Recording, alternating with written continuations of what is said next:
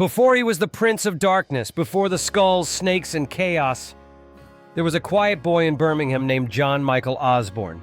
He carried something inside him: anger, loss, and a voice no one would silence. This is the untold story of young Ozzy.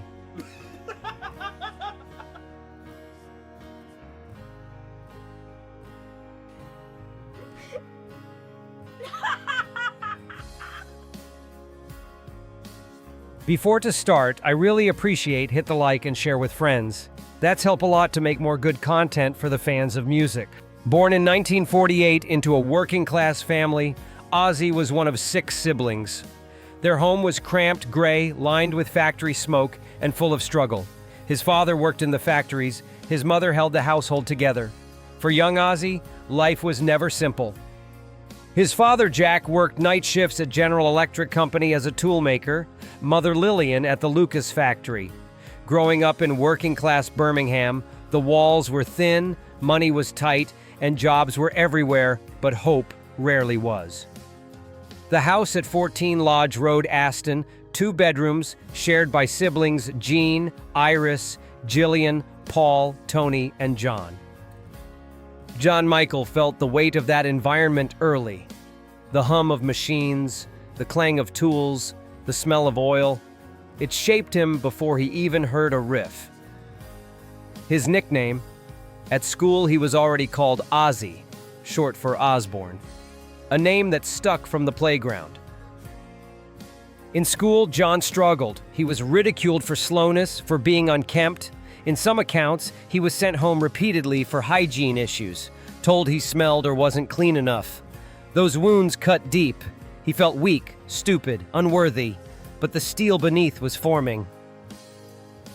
The first rebellion. When his teacher caned him raw, Ozzy plotted payback. He heated a penny on the radiator and slipped it into the man's hand.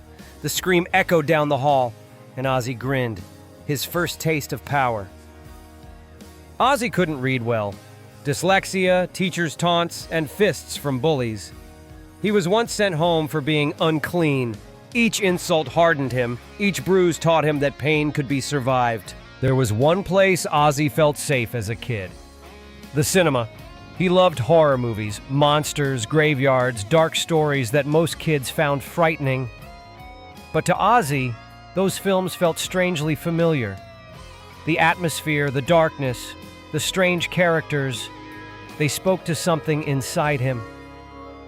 Years later, those same images would become part of the stage persona that made him famous. The bats, the gothic imagery, the theatrical chaos.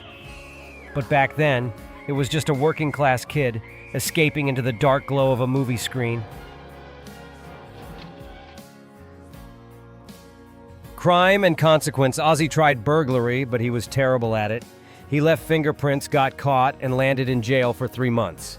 His father refused to pay the fine. You did the crime, you serve the time. Want to learn new creative skills without expensive schools? Brilliant is an online learning community with thousands of classes in design, video editing, photography, entrepreneurship, and more. Learn from industry experts, follow structured learning paths, and work on real creative projects. Start your free trial today and unlock unlimited access to creative classes.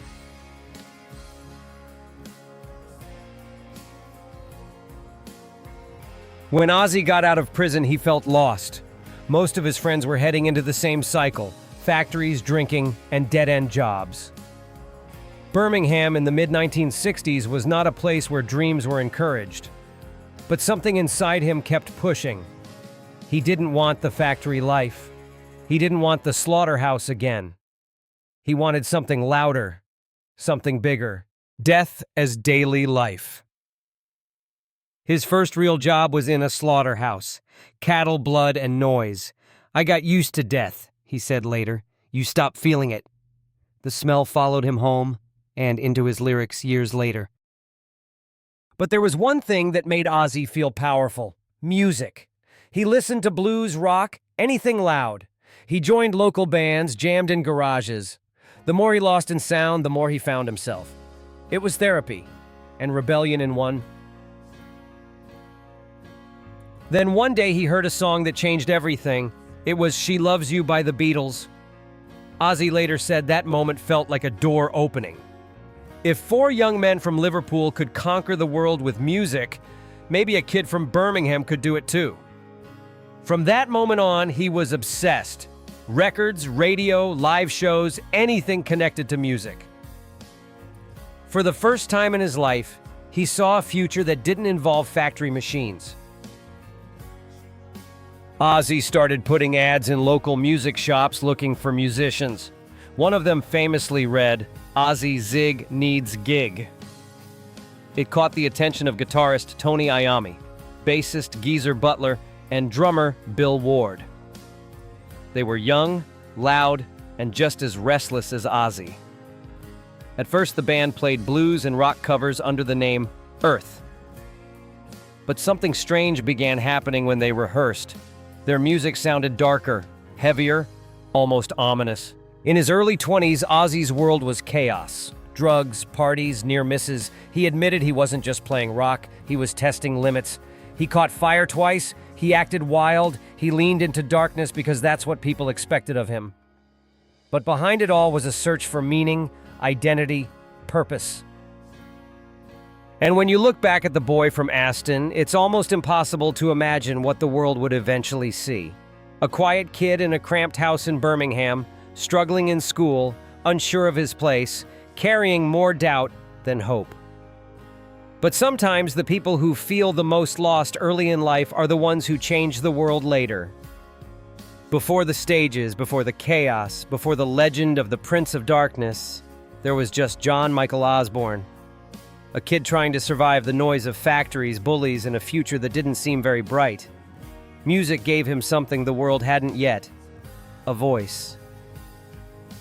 And from those gray streets of Birmingham would rise one of the most unforgettable voices in rock history. The voice that would help shape the sound of Black Sabbath and echo across generations.